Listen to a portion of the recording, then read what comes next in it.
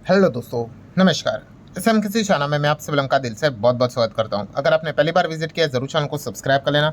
उसी के साथ साथ free stock market classes, let's learn stock market and finance, इन दोनों चैनल को चाहो तो फॉलो कर सकते हो, सब्सक्राइब कर सकते हो। दोनों चैनल के लिंक इधर आपको ऊपर आई बटन पे या फिर नीचे डिस्क्रिप्शन में मिल जाएंगे। उसी के साथ साथ आज के दिन के पहले दो इंपॉर्टेंट वीडियो, इनको गलती से भी मिस मत करना, जरूर स्टडी कर लेना।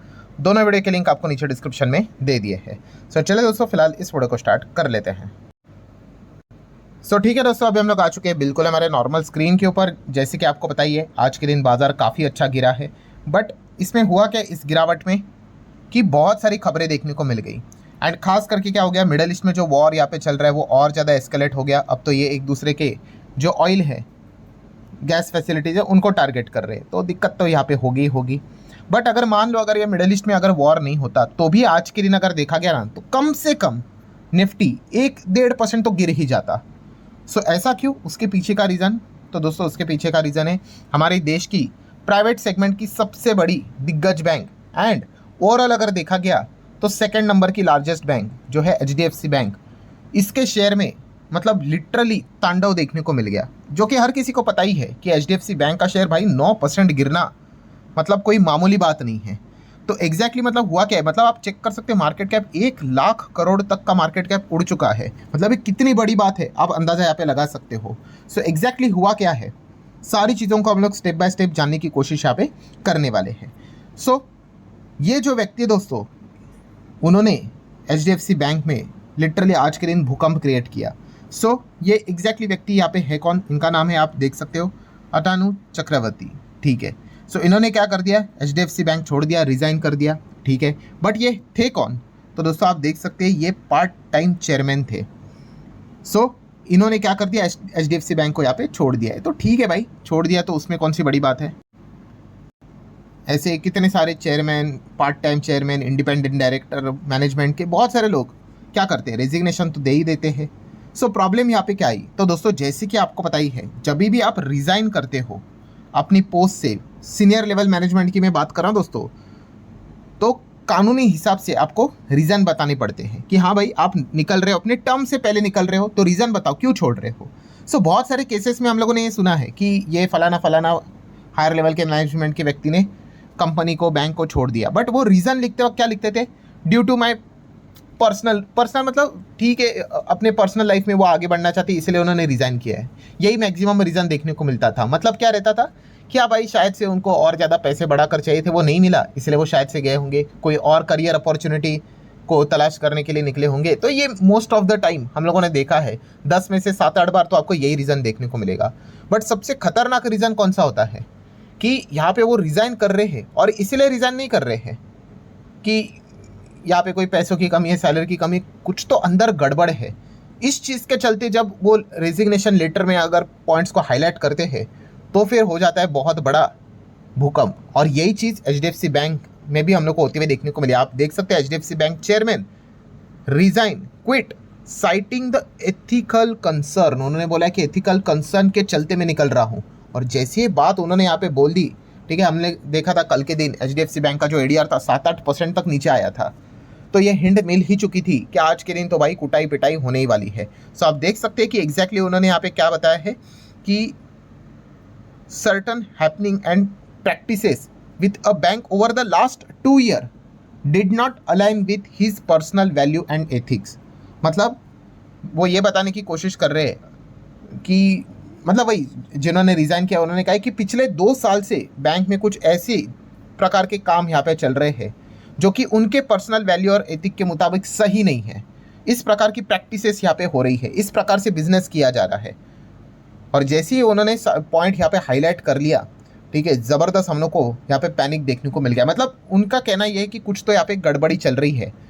देन अगर हम लोग बात कर ले तो दोस्तों आप यहाँ पे देख सकते हैं गवर्नेंस एंड उसी के साथ साथ इंटरनल प्रैक्टिसेस से रिलेटेड चीज़ें यहाँ पे हाईलाइट की गई है। हालांकि देखा गया तो उन्होंने एग्जैक्टली प्रॉपरली इंसिडेंट तो नहीं बताया है कि क्या गड़बड़ी यहाँ पे चल रही है, बट जो लेटर वहाँ पे उन्होंने प्रोवाइड किया है उसमें तो यही मतलब चीज़ें हम लोग को देखने को मिल रही है कि कॉर्पोरेट गवर्नेंस, इंटरनल फंक्शनिंग से रिलेटेड प्रॉपरली चीज़ यहाँ पे नहीं हो रही है, इसीलिए वो निकलते हुए देखने को यहाँ पे मिल रहे हैं। हाँ, अब अलग अलग रिपोर्ट्स यहाँ पे सामने आ रहे हैं। काफ़ी लोगों का ये कहना है कि बोर्ड रूम डिफरेंसेस देखने को मिल रहे हैं, लीडरशिप को लेकर कुछ कंसर्न देखने को मिल रहे हैं। ठीक है, ये कोई उन्होंने नहीं बताया है, ये रिपोर्ट्स के जरिए अलग अलग खबरें हम लोग को देखने को मिल रही है।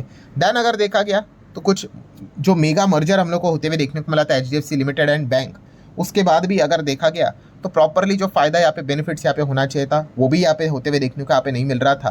तो ये अलग अलग पॉइंट थे, बट मेजर बॉटम लाइन क्या है दोस्तों कि इतने बड़े टॉप व्यक्ति ने सडनली रिजाइन कर दिया, और रिजाइन करते वक्त जो रीज़न उन्होंने लिखा है वो सबसे बड़ा भूकंप क्रिएट कर गया कि भाई ऐसे ऐसे काम कर रहे हैं कि ये मेरे पर्सनल एथिक्स के हिसाब से अलाइन नहीं हो रहे, मैं तो निकल रहा हूँ।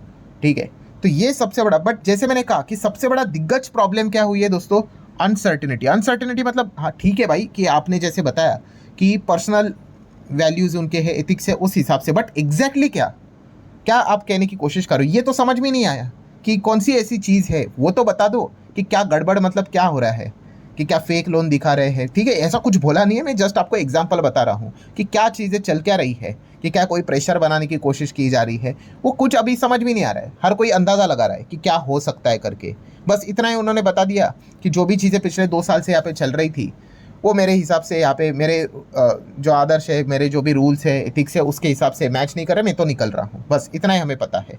तो इस चीज़ के चलते ही ये ज़ोरदार गिरावट देखने को मिली है। अब आगे क्या, आगे क्या में देखा गया दोस्तों, सबसे पहले कि चलो लीडरशिप यहाँ पे बदलती है तो करंट स्टेटस में नई व्यक्ति को लाना पड़ता है। तो नई व्यक्ति तो हम लोग को इंटरिम चेयरमैन यहाँ पे ऑलरेडी नियुक्त होते हुए देखने को मिल चुके हैं, जो कि ऑलरेडी कौन थे, farmer vice chairman and CEO of HDFC limited, जिनको कोई इंट्रोडक्शन की जरूरत नहीं, KK मिस्त्री।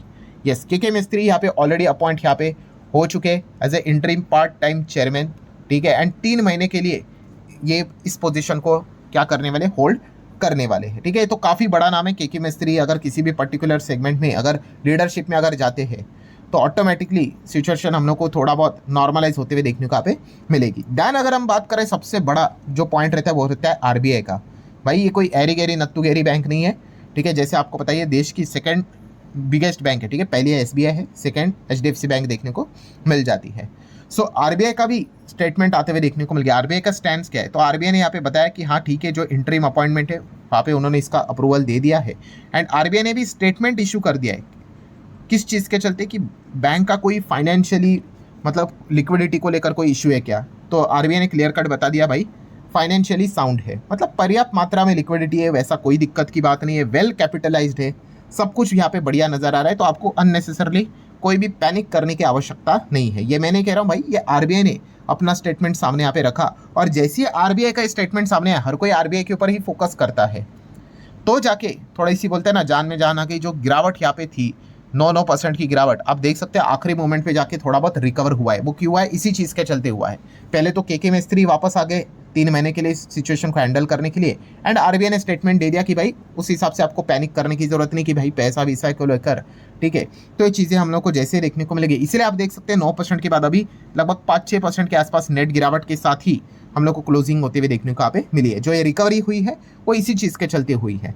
अगेन दोस्तों, वीडियो क्लोज करने से पहले कंक्लूजन क्या है, कंक्लूजन यही है कि एकदम सडन रेजिग्नेशन हो गया। रेजिग्नेशन कोई एरे गहरे व्यक्ति का नहीं हुआ है, पार्ट टाइम चेयरमैन का हुआ, इंडिपेंडेंट डायरेक्टर का हुआ है, और रिजाइन तो किया, ऊपर से बहुत बड़ा संगीन आरोप इन्होंने यहाँ पे लगा तो दिया, वो भी प्रॉपर तरीके से बताया नहीं कि एग्जैक्टली क्या गड़बड़ चल रही है। एक क्वेश्चन मार्क छोड़कर चले गए हैं, डाउटफुल सिचुएशन छोड़कर चले गए हैं, तो ये दिक्कत हम लोग को देखने को मिली है।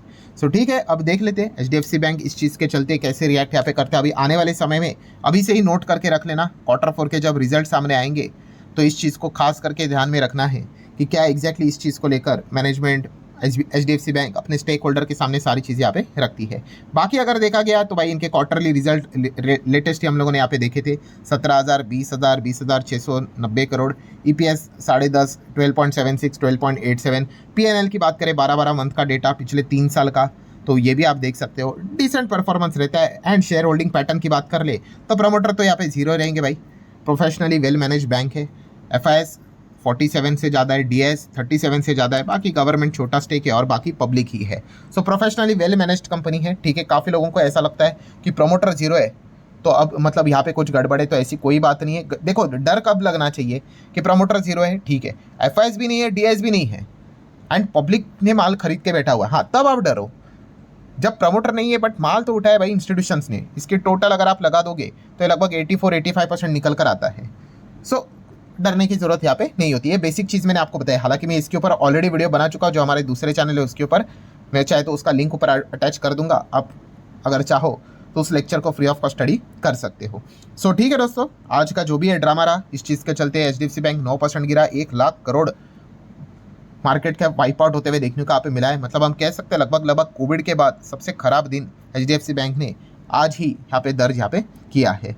सो ठीक है दोस्तों, जो भी कहानी थी पूरी A to Z वो सारी मैंने आप लोगों के सामने रखी, और हमेशा की तरह इससे हमें सीखा क्या, जैसे मैं बार बार कहता हूँ कि एक एक व्यक्ति जो सीनियर मैनेजमेंट में काम करती है भाई, वो कोई भी पर्टिकुलर कंपनीज को ऊपर लेके जा सकती है, ज़बरदस्त यहाँ पे गिरा सकती है, इस प्रकार की चीज़ें देखने को मिल जाती है। ठीक है, काफ़ी लोग ये मजाक में एक बात भी लिखते थे, अरे सर आप कहते हो ना मैनेजमेंट का रेजिग्नेशन, कुछ नहीं होता है, हमने कितने रेजिग्नेशन देख लिए, वो लिख देते हैं पर्सनल रीज़न के चलते हम निकल रहे करके, कुछ फ़र्क नहीं पड़ता है। ठीक है, तो जैसे मैंने आपको कहा था कि ये जब इस प्रकार की चीज़ें आएगी ना, ये काफ़ी रेयर होता है कि रेजिग्नेशन के लेटर में कुछ आरोप यहाँ पे लगाना या फिर कुछ इस प्रकार के डेरोगेटरी रिमार्क यहाँ पे सेट करना काफ़ी रेयर रहता है। ठीक है, बट जब ये चीज़ें होती है तो आप देख ही सकते हो कि बाजार में किस प्रकार का नज़ारा देखने को मिल जाता है। एंड पॉइंट इंपॉर्टेंट क्या है कि एचडीएफसी बैंक ये इतनी बड़ी बैंक है कि bank Nifty financial services and overall Nifty 50 के ऊपर बहुत बड़ा इंपैक्ट डालती है डायरेक्टली और इनडायरेक्टली। एंड ये सबसे एक one of the strongest reason था जिस चीज़ के चलते बियर वालों ने इसके मदद से भी बाजार को आज एक्स्ट्रा और गिराने में 200-300 पॉइंट एक्स्ट्रा इसी चीज़ के चलते यहाँ पे बाजार गिरा है। सो ठीक है दोस्तों, जितने भी पॉइंट थे आसान भाषा में A to Z मैंने कवर कर लिया है। वीडियो हेल्पफुल लगा होगा, आप चाहो तो इसको लाइक एंड शेयर कर सकते हो। चलो अब मिलते हैं अगले वीडियो में, तब तक के लिए बाय बाय।